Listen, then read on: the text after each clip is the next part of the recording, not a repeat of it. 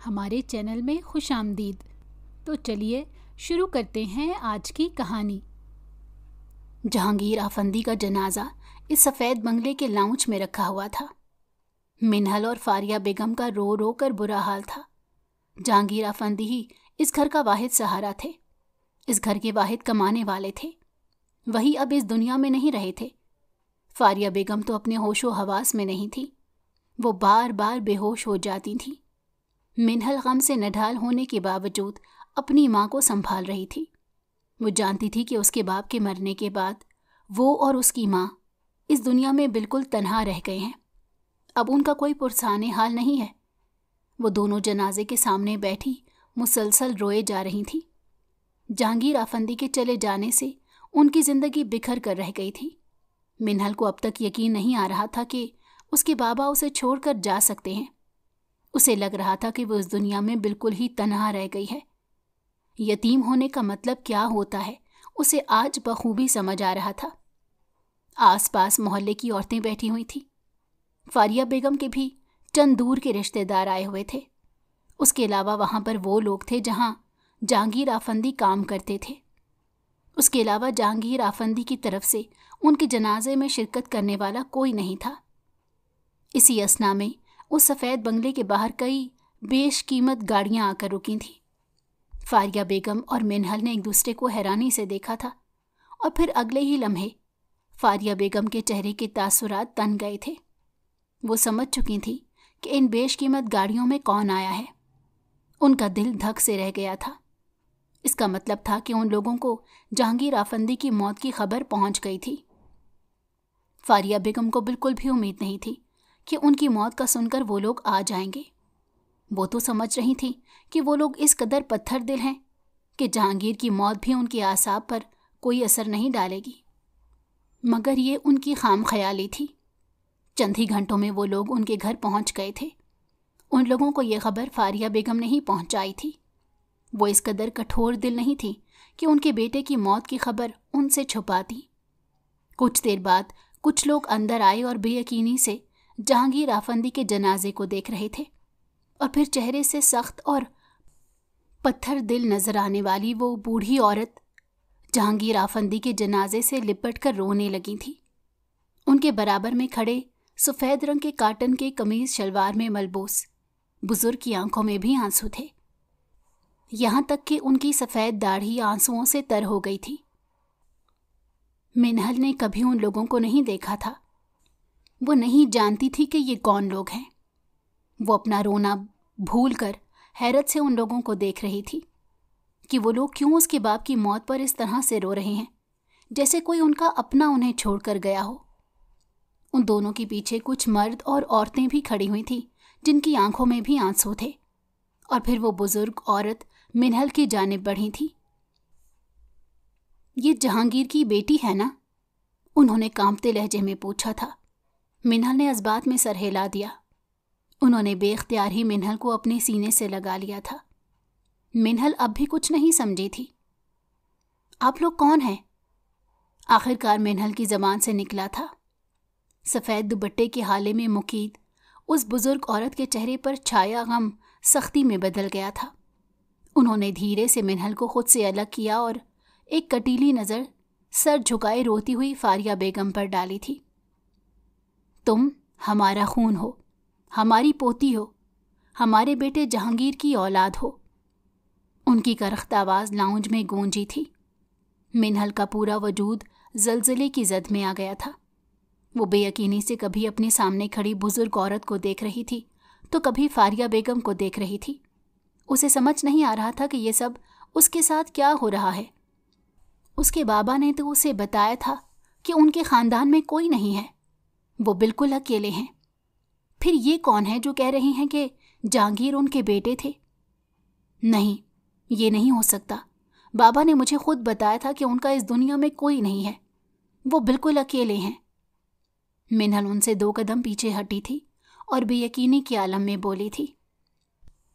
उसकी बात सुनकर बीजान के चेहरे पर एक तारीक सा साया लहरा गया था। उनका बेटा तो उनकी जिंदगी में ही उनसे सारे रिश्ते नाते तोड़कर इस दुनिया से जा चुका था। यहाँ तक कि उसकी सगी बेटी भी ये बात मानने से इनकारी थी कि उसके बाप का इस दुनिया में कोई भी वाली वारिस नहीं है। तुम्हारे बाप ने तुमसे झूठ बोला था। हम उसके माँ बाप हैं, उसके सगे रिश्तेदार हैं। बीजान ने गुस्से और नफरत से फारिया बेगम की जानिब देखते हुए कहा था, अगर तुम्हें हमारी बात का यकीन नहीं तो अपनी माँ से पूछ लो। हमें यकीन है कि अपने शौहर की मैयत पर खड़े होकर ये झूठ तो हरगिज नहीं बोलेगी। बीजान के लहजे की सख्ती ये वाज़ेहा कर रही थी कि वो सच बोल रही हैं। मिन्हल ने बेयकीनी से अपनी माँ की जानिब देखा। फारिया बेगम का झुका हुआ सर उसे सब कुछ कह देने के लिए काफ़ी था। मिन्हल का सांस चंद लम्हों के लिए रुक सा गया था। जहांगीर आफंदी और फारिया एक साथ यूनिवर्सिटी में पढ़ते थे। वक्त के साथ साथ उन दोनों के दरमियान मोहब्बत परवान चढ़ती जा रही थी। जहांगीर आफंदी जानते थे कि यह सब मुमकिन नहीं है। ख़ानदान से बाहर शादी करने पर उनके माँ बाप नहीं मानेंगे, और सच तो ये था कि उनमें भी इतनी हिम्मत नहीं थी कि वो अपने माँ बाप के खिलाफ जा सके। मगर फारिया और उनकी मोहब्बत दिन ब दिन मजबूत होती जा रही थी। उन्हें महसूस होने लगा था कि वो अपनी मोहब्बत से दस्तबरदार नहीं हो सकते। वो फारिया से सच्ची मोहब्बत करने लगे थे। इसीलिए उन्होंने सच्चे दिल से फारिया को अपनाने का फैसला किया, और नामुमकिन होने के बावजूद भी अपनी पसंद से घर वालों को आगाह किया था। उनकी बात सुनकर इस हवेली में तूफान आ गया था। ये नामुमकिन था। जहांगीर आफंदी की बात सालों पहले ही तय हो चुकी थी, जिसके बदले उनकी बहन को ब्याह कर जाना था। ऐसे में अगर जहांगीर आफंदी कोई कदम उठाते तो उनकी बहन की जिंदगी भी बर्बाद हो जाती। जहांगीर आफंदी ने बहुत सोच समझकर घर वालों से बात की थी, क्योंकि वो जानते थे कि वो लोग कभी नहीं मानेंगे, और जहांगीर आफंदी अब फारिया के बगैर नहीं रह सकते थे। बीजान, मैं फारिया को पसंद करता हूँ, उससे शादी करना चाहता हूँ। वो मेरे साथ यूनिवर्सिटी में पढ़ती है। आप एक बार उसे मिलकर तो देखें, वो आपको भी बहुत अच्छी लगेगी। जहांगीर आफंदी अपनी माँ के कदमों में बैठे उनका हाथ थामे उन्हें मनाने की कोशिश कर रहे थे। जहांगीर, सालों पहले तुम्हारा रिश्ता तय हो चुका है। अगर तुमने इस रिश्ते से इनकार किया तो तुम्हारी बहन सारी उम्र इस घर की दहलीज पर बैठी रह जाएगी। बीजान ने गुस्से से अपने बेटे की तरफ देखते हुए कहा था। बीजान, ये रिश्ता आप लोगों ने तय किया था। मैं तो उस वक्त भी इस रिश्ते के खिलाफ था। मुझे नहीं करनी उस लड़की से शादी। मैं तो उसे पसंद भी नहीं करता। आप लोगों ने ही अपनी बेटी के लिए ज़बरदस्ती यह रिश्ता तय किया था। जहांगीर आफंदी ने बेबसी से बीजान को समझाने की कोशिश की थी, मगर बीजान की एक ही रट थी कि ऐसा तो किसी भी सूरत मुमकिन नहीं। तुम कैसे भाई हो जहांगीर, जिसे सिर्फ अपनी ही खुशियों की पड़ी है? अपनी बहन के बारे में नहीं सोच रहे। तुम्हारी बहन सारी जिंदगी इस हवेली में बैठी रह जाएगी, कोई भी उसे ब्याहने नहीं आएगा, और तुम उस लड़की से शादी करके अपनी जिंदगी सुकून से गुजारोगे। बीजान के लहजे की सख्ती बहुत कुछ अयां कर रही थी। उन्हें अपनी बेटी की खुशियां तो अजीज थीं, मगर बेटे की खुशी से कोई सरोकार नहीं था। हम उनको समझा देंगे बीजान, ये चंद लम्हों के रिश्ते नहीं हैं। हमें सारी उम्र गुजारनी पड़ती है। मैं उस लड़की के साथ हरगिज़ भी खुश नहीं रहूंगा, और ना ही उसे खुश रख पाऊंगा। जहांगीर ने तहम्मुल और बेबसी से कहा था। बस जहांगीर, हमें इस मामले में बिल्कुल बहस नहीं करनी। हम किसी भी सूरत तुम्हारी शादी उस लड़की से नहीं करेंगे, और ना ही कभी उसे बहू के रूप में कबूल करेंगे। तुम्हारी भी बेहतरी इसी में है कि तुम उस लड़की को भूलकर अपनी मंगेतर से शादी कर लो। तुम्हारी शादी की तारीख रखी जा चुकी है। आइंदा के बाद मैं तुम्हारे मुंह से उस लड़की का नाम ना सुनूं। बीजान अपनी कहकर वहां से उठकर जा चुकी थी। जहांगीर ने परेशानी से अपने सर को थाम लिया था, और फिर बुझे दिल के साथ वो गांव से शहर आ गए थे, एक आखिरी बार अपनी मोहब्बत से मिलने के लिए, उसे अलविदा करने के लिए। मगर शहर आकर उन्हें इल्म हुआ कि फारिया के बाबा का इंतकाल हो गया। वो उसी वक्त फारिया के पास पहुंचे। फारिया इस दुनिया में तन्हा रह गई थी, और अब जहांगीर आफंदी की मोहब्बत का इम्तहान था कि वो इस मुश्किल वक्त में फारिया को तन्हा छोड़ते हैं या उसका साथ निभाते हैं। और फिर जहांगीर अफंदी ने फारिया के साथ अपनी वफा निभाई थी। वो इस लड़की को इस दुनिया की भीड़ में गुम होने के लिए नहीं छोड़ सकते थे, जिससे उन्होंने सच्ची मोहब्बत की थी, जो उनकी रूह में बसने लगी थी। जहांगीर अफंदी ने फारिया से निकाह कर लिया और फिर जब वो फारिया को लेकर हवेली पहुंचे तो हवेली में एक तूफान आ गया था। जहांगीर अफंदी और उनकी मोहब्बत को कबूल नहीं किया गया था, बल्कि उन दोनों को हवेली से निकाल दिया गया और साथ ही उनसे अपने सारे रिश्ते नाते भी तोड़ दिए गए। जहांगीर अफंदी उनके पांव पड़ गए थे, मगर उन लोगों के दिल पत्थर के हो गए। उन्होंने जहांगीर अफंदी की एक नहीं सुनी थी। बीजान को अपनी बेटी का गम खाने लगा था, जबकि आफंदी साहब ने इस बात को जहांगीर अफंदी की बगावत समझा था और उन्हें हवेली से निकाल दिया था। उन्होंने सिर्फ इसी पर बस नहीं किया था, बल्कि उसको अपनी जायदाद से भी बेदखल कर दिया। जहांगीर अफंदी फारिया को लेकर वापस शहर आ गए थे। उनके माँ बाप ने उनसे सब कुछ छीन लिया था। उनके बैंक अकाउंट भी फ्रीज करवा दिए थे। जहांगीर अफंदी के पास एक फूटी कौड़ी तक नहीं थी। वो फारिया के घर में रहने लगे। जिस बंगले में वो रहते थे वो फारिया के वालिद का था। इस तरह से रिहाइश का मसला तो हल हो गया था, मगर जिंदगी की गाड़ी खींचने के लिए उन्हें कमाना भी था। उनके माँ बाप का ख्याल था कि जब जहांगीर अफंदी के पास पैसे नहीं होंगे तो वो उनकी जानिब लौट आएंगे, क्योंकि सारी जिंदगी वो ऐशो इशरत में पले थे, तो अब कैसे इस कसमापुरसी में गुजारा कर सकते थे। मगर उन्होंने फारिया की मोहब्बत में ये सब कुछ कबूल कर लिया और एक ऑफिस में नौकरी करने लगे। वो पढ़े लिखे थे, उन्हें आसानी से नौकरी मिल गई, मगर वो ऐशो इशरत नहीं मिल सकी जिनकी उन्हें आदत थी।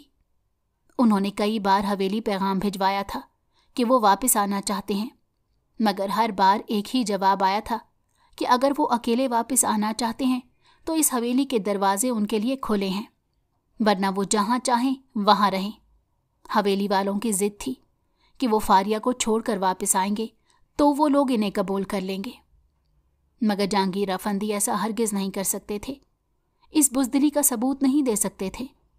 वो फारिया को किसी भी कीमत पर नहीं छोड़ सकते थे। वो जानते थे कि इस दुनिया में उनके अलावा फारिया का और कोई नहीं है। और फिर शादी के 2 साल बाद ही उनके घर एक नन्ही सी परी ने जन्म लिया था। इस बार वो वाकई अपनी हवेली वापस जाना चाहते थे, अपने घर वालों के साथ इस खुशी को बांटना चाहते थे। और फिर वो बगैर हवेली वालों को इत्तला दिए फारिया और नन्ही सी मिन्हल को लेकर हवेली पहुंच गए। उनकी बाहों में एक नन्ही सी परी को देखकर भी हवेली वालों के दिल नरम नहीं हुए। उन्हें हवेली की दहलीज भी लांघने ना दी गई और वहीं से उन्हें धक्के मारकर उस हवेली से निकाल दिया गया। उस दिन के बाद से कभी जहांगीर अफंदी ने पलटकर उस हवेली से कोई राब्ता नहीं रखा था। वो अपनी ज़ात के लिए ये सब कुछ बर्दाश्त कर लेते, मगर उनकी छोटी सी बेटी का भी कोई लिहाज नहीं रखा गया था। किसी ने उसे एक नज़र देखना भी गवारा नहीं किया था। ये बात जहांगीर अफंदी के दिल पर लगी थी। उस दिन के बाद वो जहांगीर अफंदी ने हवेली वालों का कोई जिक्र नहीं किया था। फारिया बेगम भी दानिस्ता इस जिक्र को नहीं छेड़ती थी। वो जानती थी कि उनके शौहर का दिल दुख जाएगा। जहांगीर अफंदी ने उनके लिए ही तो ये कुर्बानी दी थी, वो कैसे ना उस कुर्बानी की कदर करती। इसीलिए मिन्हल को हवेली वालों के बारे में कुछ भी मालूम नहीं था। 1-2 बार उसके दिमाग में यह सवाल उठा था कि उन लोगों के कोई रिश्तेदार क्यों नहीं, मगर जहांगीर अफंदी ने उन्हें यह कहकर मुतमईन कर दिया कि उनका इस दुनिया में कोई नहीं है। मगर उनकी आंखों में झिलमिलाते हुए आंसुओं को मिन्हल नहीं देख सकी थी। इसी वजह से वो हमेशा इस बात से अनजान रही थी कि उसके सगे रिश्ते इस दुनिया में मौजूद हैं। जहांगीर अफंदी की तदफीन कर दी गई। सारे मेहमान भी रुखसत हो चुके थे। अब सिर्फ इस सफ़ेद बंगले में फारिया बेगम और मिन्हल के अलावा हवेली वाले बचे थे। जाने वो लोग वहाँ क्यों रुके हुए थे। फारिया बेगम उनका मकसद नहीं जान सकी थी। और जब सारे मेहमान रुखसत हो गए तो बीजान ने फारिया बेगम से कहा था कि मिन्हल हमारे साथ जाएगी। वो हमारे बेटे का खून है, हम उसे इस तरह से रुलने नहीं छोड़ सकते। बीजान की आवाज़ खामोशी में गूंजी थी। फारिया बेगम ने एक झटके से सर उठाकर उनकी जानिब देखा। उनके चेहरे पर बेयकीनी छाई हुई थी उन्हें बीजान से इस बात की बिल्कुल उम्मीद नहीं थी। ये आप क्या कह रही हैं? मिन्हल मेरा वाहिद सहारा है, आप इसे यहां से कैसे ले जा सकती हैं? फारिया बेगम हैरत से अपनी जगह से खड़ी हो गई थी, मगर उन्होंने लिहाज का दामन हाथ से नहीं छोड़ा था। उन्होंने धीमी आवाज और पस्त लहजे में बीजान से कहा था, मिन्हल मेरे बेटे का खून है, मेरी पोती है, मैं इसे तुम जैसी औरत के साथ हरगिज नहीं छोड़ सकती। बीजान ने इंतहाई नखूद से फारिया बेगम की जानिब देखते हुए कहा। मिन्हल हैरानी से बीजान को देख रही थी। उसे समझ नहीं आ रहा था कि वो उसे यहां से ले जाने की बात क्यों कर रही थी। वो उसे उसकी मां से कैसे जुदा कर सकती थी, वो भी उस वक्त जब उसके बाप का जनाजा कुछ देर पहले ही उठाया गया हो। बीजान, मैं आपके बेटे की बेवा हूं और मिन्हल की मां हूं। आप मेरी इजाजत और मर्जी के बगैर मिन्हल को हरगिज भी यहां से नहीं ले जा सकती। फारिया बेगम ने 2 जुमलों में उन्हें बहुत कुछ बावर करा दिया था। वो कोई आम औरत नहीं थी, उनके बेटे की बेवा और मिन्हल की मां है। उनकी बात सुनकर सबने ही नागवारी से फारिया बेगम की जानिब देखा। हम तुमसे इजाजत नहीं ले रहे, बल्कि हम तुम्हें अपना फैसला सुना रहे हैं। हम अपनी पोती को यहां से अपने साथ लेकर जाएंगे। बीजान के लहजे की सख्ती पल भर में ही बढ़ गई थी। उस वक्त आपकी मोहब्बत कहाँ थी बीजान, जब आप लोगों ने हमें उस हवेली से धक्के देकर निकाला था? उस वक्त आपको अपनी पोती का ख्याल नहीं आया था? फारिया बेगम की आवाज रुंध गई थी। बीजान एक झटके से अपनी जगह से खड़ी हुई। उन्होंने इस बात का फारिया बेगम को कोई जवाब नहीं दिया और मिन्हल की जानिब रुख मोड़ा था। मिन्हल, हमारे साथ चलो, तुम यहां नहीं रह सकती। मिन्हल माजी में हुए उन सारे वाकयात से लाइल्म थी, इसीलिए उसे वहां होने वाली गुफ्तगू समझ नहीं आ रही थी। मगर ये तो तय था कि वो अपनी मां को छोड़कर उनके साथ नहीं जा सकती थी। वो कैसे इस मुश्किल वक्त में अपनी मां को तन्हा छोड़ सकती थी? ये कोई आम बात नहीं थी। उसका मोहब्बत करने वाला बाप इस दुनिया से जा चुका था। उसकी मां बेवगी की चादर ओढ़ चुकी थी, तो वो कैसे यहां से जा सकती थी? ये मुमकिन नहीं था। मैं यहां से कहीं नहीं जाऊंगी, ये मेरा घर है, मैं अपनी मां को छोड़कर नहीं जाऊंगी, मिन्हल ने अपनी जगह से उठते हुए कहा था। बीजान ने सर्द नजरों से मिन्हल की जानिब देखा था। उन्होंने मिन्हल के लहजे में अपने बेटे को सुना था। जहांगीर आफंदी भी बागी थे। इसी तरह से उन्होंने बीजान की बगावत की थी, उनकी मुखालफत की थी, और आज उसी लहजे में उनकी बेटी उनसे मुखातिब थी। बीजान के माथे पर पड़ने वाले बलों में इजाफा हुआ था। बीजान ने नफरत भरी निगाहों से फारिया बेगम को देखा। सालों पहले तुमने हमारा बेटा हमसे छीना, और अब हमारे खून को भी तुम हमसे दूर रखने की कोशिश कर रही हो। बीजान के लहजे में छुपी हकारत को मिन्हल ने अपने अंदर उतरते हुए महसूस किया था। बीजान जिस तरह से इसकी मां से बात कर रही थी, उसे ये बिल्कुल पसंद नहीं आ रहा था, मगर वो उनके एहतराम में चुप थी। बीजान, आप मेरी मां से ऐसे बात नहीं कर सकती, मिन्हल ने उन दोनों के दरमियान आते हुए कहा। मिन्हल, तुम हमारे साथ जाओगी। बीजान ने मिन्हल की बात को नजरअंदाज करके एक एक लफ्ज जमा कर कहा था। बीजान, मैं आपके साथ नहीं जा सकती, मैं अपने घर में अपनी मां के साथ रहूंगी। मिन्हल ने भी उसी लहजे में उनको जवाब दिया, और बीजान को कब आदत थी ऐसा लहजा सुनने की। उन्होंने जब्त से मुट्ठियां बंद की थीं और फिर उन्होंने अपने साथ आई 2 औरतों को इशारा किया। मिन्हल नहीं जानती थी कि उसका उन औरतों से क्या रिश्ता है, मगर उनमें से एक औरत हूबहू उसके बाबा जैसी थी। उन दोनों औरतों ने मिन्हल को पकड़ा और उसे अपने साथ लिए बाहर निकलने लगी। मिन्हल को इन सब की उम्मीद नहीं थी। उसने कभी नहीं सोचा था कि बीजान उसके साथ ऐसा कर सकती हैं, उसे उसके घर से जबरदस्ती ले जा सकती हैं, मगर ऐसा उसके साथ हो रहा था। मुझे छोड़ें आप लोग, ये क्या कर रहे हैं? मिन्हल ने बेयकीनी से उन दोनों औरतों की जानिब देखा, मगर उन दोनों औरतों पर जैसे उसकी किसी भी बात का कोई असर नहीं हुआ। फारिया बेगम भी तड़प कर अपनी बेटी की जानिब बढ़ी। उन्हें भी इस बात की उम्मीद नहीं थी कि बीजान ऐसा कुछ कर सकती हैं, मगर सच तो ये था कि बीजान अपने गुस्से और गुरूर में अंधी होकर कुछ भी कर सकती थी। आज अपनी ही सगी पोती को उसकी माँ से जुदा कर रही थी, वो भी उस वक्त जब उसके बाप को कुछ ही देर पहले दफनाया गया था। एक औरत ने आगे बढ़कर फारिया बेगम को थाम लिया था। वो लोग जबरदस्ती मिन्हल को अपने साथ गाड़ी में बिठाकर ले गए थे। मिन्हल ने लाख मिन्नतें की, वास्ते दिए, मगर किसी ने उसकी एक नहीं सुनी। फारिया बेगम अपने घर की दहलीज पर खड़ी रोती बिलखती रह गई थी, मगर एक बेवा औरत के भी आंसुओं का किसी ने कोई ख्याल नहीं किया था। शौहर तो छोड़कर गया ही था, बेटी को भी जुदा कर दिया गया। फारिया बेगम की आहें और सिसकियां पूरे घर में गूंज रही थी। वो सही मायनों में तन्हा हो गई थी। जिन सगे रिश्तों ने कभी पलटकर मिन्हल के बारे में नहीं पूछा था, आज वो उस पर अपना हक जमाने आ गए थे और उसे अपने साथ ले गए थे। मिन्हल को जबरदस्ती गाड़ी में बिठाया गया था और वो पूरे रास्ते रोती रही थी। अपने बराबर में बैठी बीजान की मिन्नतें करती रही थी कि वो ऐसे वक्त में अपनी माँ को तन्हा नहीं छोड़ सकती, उसकी माँ को उसकी ज़रूरत है।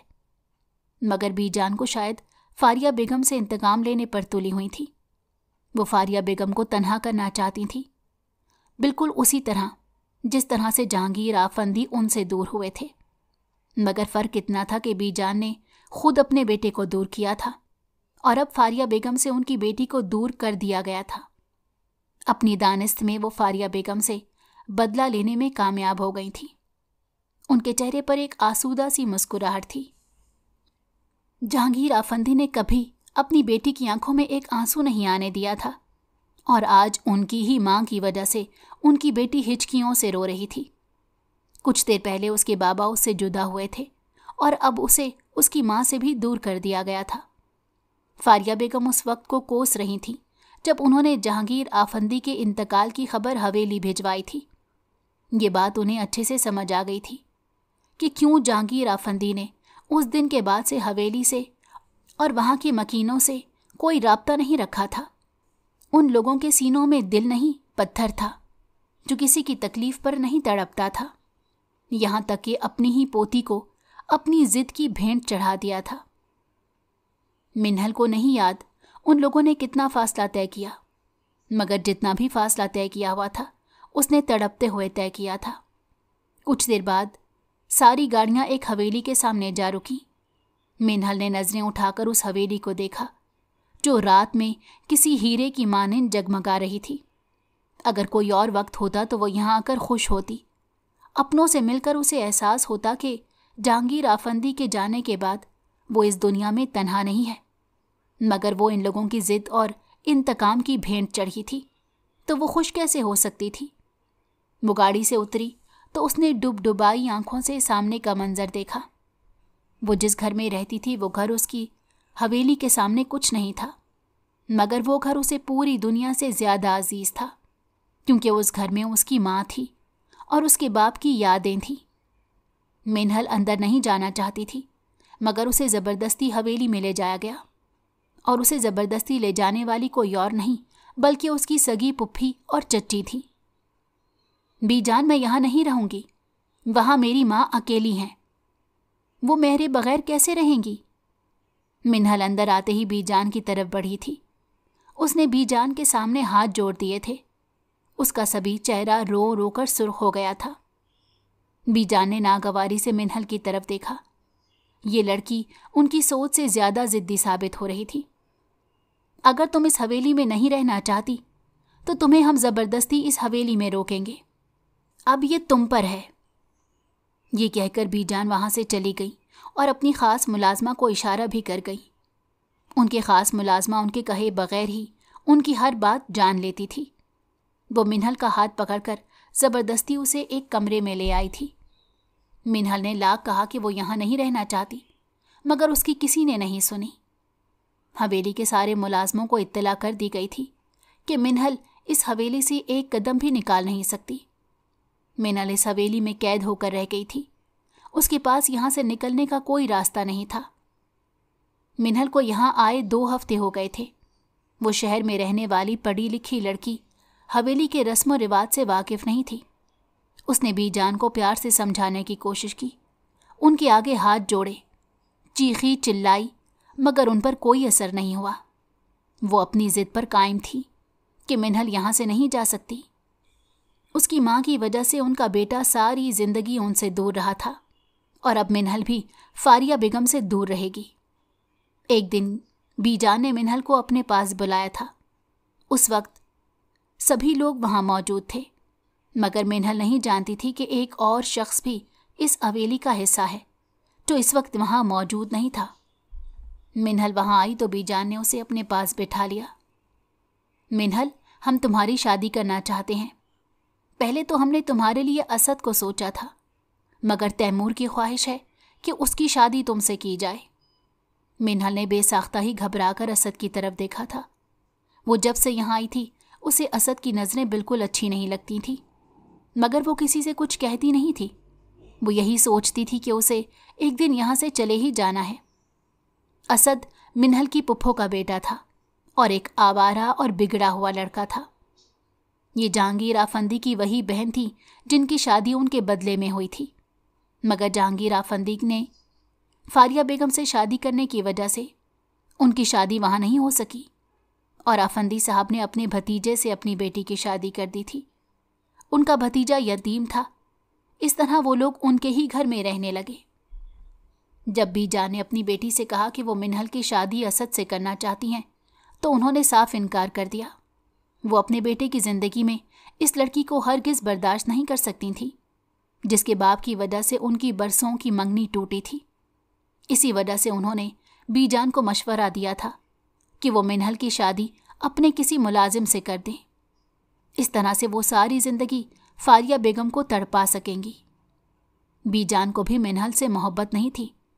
वो भी फारिया बेगम से बदला लेना चाहती थी। इसी वजह से वो भी इस बात के लिए राज़ी हो गईं। मगर मिन्हल की चच्ची अज़रा बेगम खौफे खुदा रखती थी।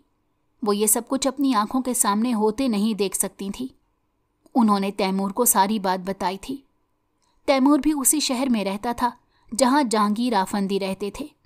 वो अक्सर जहांगीर आफंदी से मिलता रहता था, मगर वो कभी उनके घर नहीं गया था। जहांगीर आफंदी के पास एक तैमूर का ही रिश्ता था। वो अपने भतीजे से बहुत मोहब्बत करते थे। तैमूर ने खुद उनको ढूंढा क्योंकि वो कभी अपने बड़े बाबा को नहीं भूल सका था। आज जहांगीर आफंदी की तदफीन का वक्त आया था, मगर एक अहम मीटिंग होने की वजह से वो जल्द ही वहाँ से चला गया। ये बात सिरे से बाद में पता चली कि बीजान मिन्हल को ज़बरदस्ती वहाँ से लेकर आ गई थी, मगर वो शहर में अपने ऑफिस के कामों में फंसा हुआ था, इसलिए फ़ौरन नहीं आ सकता था। मगर अब जब अपनी माँ की ज़बानी उसे सारी बातों का इल्म हुआ तो वो एक ही लम्हे में इस फैसले पर पहुँच गया था कि वो मिन्हल से शादी करेगा। वो एक मासूम लड़की की ज़िंदगी ऐसे बर्बाद नहीं होने दे सकता था। और फिर मिन्हल तो उसके बड़े बाबा की बेटी थी जिससे वो बेइंतहा मोहब्बत करता था। बीजान की बात सुनकर मिन्हल के पैरों तले से ज़मीन निकल गई थी। उसने तैमूर को नहीं देखा, मगर उसने सोचा कि तैमूर भी असद की तरह ही होगा। वो किसी भी कीमत पर किसी ऐसे शख्स से शादी नहीं करना चाहती जिसे वो जानती ही ना हो। मिन्हल एक झटके से अपनी जगह से खड़ी हुई। बीजान, मैं हरगिज़ भी आपकी मर्ज़ी से शादी नहीं करूँगी, भले आप कुछ भी कर लें। मैं अभी तक बहुत खामोशी से आपकी सारी ज़्यादतियाँ बर्दाश्त कर रही थी, मगर अब और नहीं कर सकती, मिन्हल ने मजबूत लहजे में कहा और वहाँ से उठकर अपने कमरे में आ गई थी। मगर अब ये बात तो तय थी कि वो यहाँ नहीं रह सकती। अगर वो इसी तरह से यहाँ रही तो हवेली वाले उसकी शादी ज़बरदस्ती कर देंगे। मिन्हल अब इस हवेली से जाना चाहती थी, मगर वो लोग उसे किसी सूरत यहाँ से नहीं जाने देंगे। इसलिए मिन्हल को खामोशी से यहाँ से भागना था। मिन्हल रात होने का इंतज़ार करने लगी थी। जैसे जैसे रात गहरी होती गई, मिन्हल के दिल की धड़कन बढ़ने लगी थी। वो यहाँ से खामोशी से भाग रही थी। वो जानती थी कि अगर वो गलती से भी पकड़ी गई तो उसे बहुत बुरी सज़ा मिलेगी, मगर वो यहाँ रहकर अपनी ज़िंदगी अपने हाथों से बर्बाद नहीं कर सकती थी। रात होते ही उस हवेली के सारे मकीन अपने कमरों में जा चुके थे। जब मिन्हल दबे कदमों अपने कमरे से निकली थी, शुक्र था कि उस वक्त हवेली में सन्नाटा था। सर्दियां होने की वजह से सब लोग जल्द ही अपने अपने कमरों में जा चुके थे। मिन्हल दबे कदमों हवेली के लॉन में आ गई। अब उसे हवेली के आहनी दरवाजे से बाहर निकलना था, मगर वहां गार्ड मौजूद थे तो वो वहां से कैसे जा सकती थी। वो धीरे धीरे चलती हुई दरवाजे तक पहुंची तो उसकी खुशी की इंतहा ही ना रही। सर्दी ज्यादा होने की वजह से गार्ड दरवाजे के साथ बने कमरे में थे और शायद दोनों सो चुके थे। मिन्हल कोई भी आवाज पैदा किए बगैर वहां से निकल आई थी। इस बार वो हवेली से निकलकर भागने लगी थी। काफी फासला उसने भागते हुए तय किया था, मगर अब वो थक चुकी थी। वो यूं भागकर इस गांव से नहीं निकल सकती थी। उसे यहाँ के रास्ते भी मालूम नहीं थे। वो सड़क किनारे बैठी हाँप रही थी जब उसने एक गाड़ी को अपनी तरफ आते देखा था। वो फौरन ही अपनी जगह से खड़ी हुई और उस गाड़ी को इशारा करने लगी। उसने सोचा था कि वो इस गाड़ी से लिफ्ट लेकर शहर पहुंच जाएगी। वो गाड़ी उसके पास आकर रुकी। वो फौरन ही उस गाड़ी की जानिब बढ़ी जब खुदकार तरीके से उस गाड़ी का दरवाज़ा खुल गया था और उसमें से एक लड़के ने झांक कर देखा था। वो तैमूर आफंदी था जो शहर से गांव आ रहा था, मगर सड़क किनारे एक लड़की को बैठे देखकर वो ठुठक गया था और फिर मिन्हल को देखकर उसके पैरों तले से ज़मीन निकल गई थी। उसे यकीन नहीं आ रहा था कि वो इतने गार्ड्स की मौजूदगी में हवेली से निकल सकती है, मगर मिन्हल उसे नहीं पहचानी थी। प्लीज़ आप मुझे अपनी गाड़ी में लिफ्ट दे दें और मुझे शहर जाने वाले किसी बस स्टेशन पर छोड़ दें। मुझे यहाँ के रास्ते नहीं मालूम है, मिन्हल ने घबराते हुए तैमूर से कहा था। इतनी सख्त सर्दी में भी वो महज शॉल ओढ़े हुए थी। तैमूर ने उसे देखकर एक ठंडी सांस भरी थी। तैमूर को उस लड़की की बेवकूफ़ी पर गुस्सा आया था। वो कैसे रात के इस पहर किसी अजनबी पर भरोसा करके उसकी मदद ले सकती है। मगर अगले ही लम्हे उसका गुस्सा झाग की मानिंद बैठ गया जब उसे एहसास हुआ कि उसे ये सब करने के लिए भी उसके घर वालों ने ही मजबूर किया है। तैमूर ने खामोशी से उसके लिए दरवाज़ा खोल दिया था। मिन्हल गाड़ी में बैठ गई थी, मगर वो बुरी तरह घबरा रही थी। आप रात के इस पहर कहाँ जा रही हैं? तैमूर ने उससे ठंडे लहजे में पूछा। मुझे अपनी अम्मी के पास जाना है। इन हवेली वालों ने मुझे यहाँ कैद करके रखा हुआ है और मेरी शादी किसी तैमूर से करवाना चाहते हैं ताकि मेरी माँ से बदला ले सकें। मेरे बाबा का 2 हफ्ते पहले ही इंतकाल हुआ है। मेरी अम्मी वहाँ बिल्कुल तन्हा है। मिन्हल उसे ये सब बताते बताते रोने लगी थी। तैमूर के दिल को कुछ हुआ था। उसने एक गहरी सांस ली थी। कैसे उसकी बीजान इंतकाम की आग में अंधी होकर अपनी ही सगी पोती को कैद कर सकती थी। तैमूर ने गाड़ी हवेली जाने के रास्ते पर ही डाली हुई थी। मिन्हल को जब होश आया जब गार्ड ने हवेली का दरवाज़ा खोला था। मिन्हल ने बेयकीनी से हवेली की तरफ और फिर तैमूर की जानिब देखा और फिर अजियत से आंखें मींच ली थी। वो अपना सर थाम कर बैठ गई थी। तुम कौन हो? मिन्हल की आवाज़ इतनी आहिस्ता थी कि तैमूर को बमुश्किल ही सुनाई दी। तैमूर ने एक नज़र मिन्हल की जानिब देखा। तैमूर, तुम्हारा होने वाला शौहर। तैमूर ने उसकी जानिब झुकते हुए मुस्कुराते हुए कहा था। मिन्हल की सांसें रुक सी गई थीं। उसने बेइख्तियार ही उसको थामा था। कुछ देर बाद वो तैमूर के साथ हवेली के लाउंज में खड़ी थी। हवेली के सारे मकीन भी वहीं मौजूद थे। यकीनन उन सबको मिन्हल की गुमशुदगी की इत्तला हो गई थी। मिन्हल को वापस आते देखकर बीजान ने सुकून की सांस ली थी। मिन्हल खामोशी से अपने कमरे में चली गई। शोर शराबा करने का कोई फायदा नहीं था। तैमूर की संजीदा निगाहों ने दूर तक उसका पीछा किया था और फिर तैमूर की ख्वाहिश पर अगले ही दिन उन दोनों का निकाह रख दिया गया। मिन्हल बेइंतहा रोई थी। उसकी शादी हो रही थी और उसकी माँ उसके साथ नहीं थी। मिन्हल को सुर्ख जोड़े में दुल्हन बनाकर तैयार कर दिया गया। मिन्हल के सोगवार हुस्न पर सुर्ख जोड़ा और कीमती गहने क़यामत ढा रहे थे, मगर मिन्हल का दिल ही जानता था कि उस पर क्या गुजर रही है। कुछ देर बाद उसे नीचे ले जाया गया था। नीचे जाकर जैसे ही उसने नज़र उठाकर सामने का मंजर देखा तो वो दंग रह गई थी। उसकी माँ फारिया बेगम तैमूर के बराबर में बैठी हुई थी। मिन्हल को अपनी आंखों पर यकीन नहीं आया, और जब उसे यकीन आया तो वो दौड़कर उनके गले से लगी थी और जाने कितनी ही देर रोती रही। फारिया बेगम भी मिन्हल को देखकर खुद पर काबू नहीं रख सकी। अम्मी, ये लोग मेरी शादी कर रहे हैं, मिन्हल ने हिचकियों के दरमियान उन्हें बताया। मैं जानती हूँ बेटा, और मुझे इस बात की खुशी है कि तैमूर जैसा हमसफ़र तुम्हारी किस्मत में लिखा है। फारिया बेगम ने मिन्हल को खुद से दूर करते हुए उसे प्यार से देखते हुए कहा था। मिन्हल ने उलझन भरी नज़रों से उन्हें देखा था। वो तैमूर को पहले से जानती थी, जभी तो ये बात कर रही थी। लेकिन अम्मी, मैं उसे नहीं जानती, तो मैं कैसे ये शादी कर सकती हूँ? अब आप यहाँ आ गई हैं तो मुझे यहाँ से अपने साथ ले जाएं। मुझे यहाँ नहीं रहना। मिन्हल ने उनका हाथ पकड़कर रोते हुए कहा। सब लोग दुम साधे मिन्हल को देख रहे थे, जबकि तैमूर सफ़ेद रंग के कॉटन के सूट में मलबूस इत्मीनान से वहाँ खड़ा था। फारिया बेगम ने बीजान की तरफ देखा था, मगर बीजान ने अपनी नज़रें मोड़ ली थीं। अम्मी, मुझे समझ आ गया है, बाबा इन लोगों से क्यों नहीं मिलते थे। इन लोगों ने मुझे यहाँ कैद करके रखा हुआ है। क्या ये रिश्ते ऐसे होते हैं? मिन्हल की रो रो के हिचकियाँ बंद गई थीं। बीजान ने जख्मी नज़रों से मिन्हल को देखा था। उन्हें लगा कि जैसे जहांगीर आफंदी उनके सामने खड़े हों और उनसे सवाल कर रहे हों। मेरे मरने के बाद मेरी बेटी के साथ ये सलूक क्यों किया गया? बीजान का दिल किसी ने अपनी मुट्ठी में ले लिया था। उसी वक्त उन्हें अपनी गलती का एहसास हुआ। उसी लम्हे उनके ज़मीर ने उनसे सवाल किया था, वो कैसे अपने बेटे के खून के साथ ये सलूक कर सकती थी।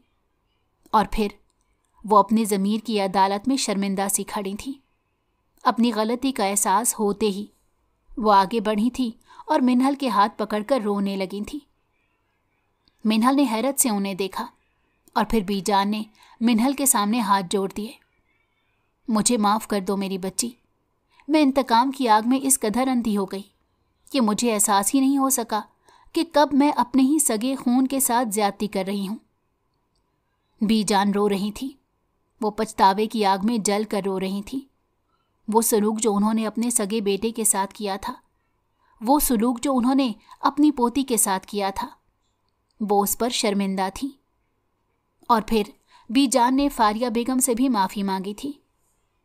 तैमूर ही फारिया बेगम को यहाँ लेकर आया था। उसकी यही शर्त थी कि अगर फारिया बेगम इस निकाह में शिरकत करेंगी तभी वो ये निकाह करेगा। मगर उसके वहमो गुमान में भी नहीं था कि फारिया बेगम के यहाँ आते ही सब कुछ ठीक हो जाएगा। और फिर मिन्हल इस निकाह के लिए राज़ी हो गई थी। ये निकाह जिन हालात में भी हुआ था, मगर तैमूर ने मिन्हल को दिल से कबूल किया था। फारिया बेगम और मिन्हल इसी हवेली में रहने लगी थी। फारिया बेगम को अपना बरसों का खोया हुआ मुकाम वापस मिल गया था। बीजान ने उन्हें इजाज़त दे दी थी कि वो दोनों चाहें तो शहर में रह सकती हैं, और मगर साथ ही ये भी कहा था कि अगर वो दोनों यहाँ रहेंगी तो उन्हें ज़्यादा खुशी होगी। फारिया बेगम ने यहाँ रहना कबूल कर लिया था, मगर मिन्हल इतनी जल्दी इस सब को कबूल नहीं कर सकती थी। उसके जहन पर उन सब बातों का असर हुआ था। उसे उन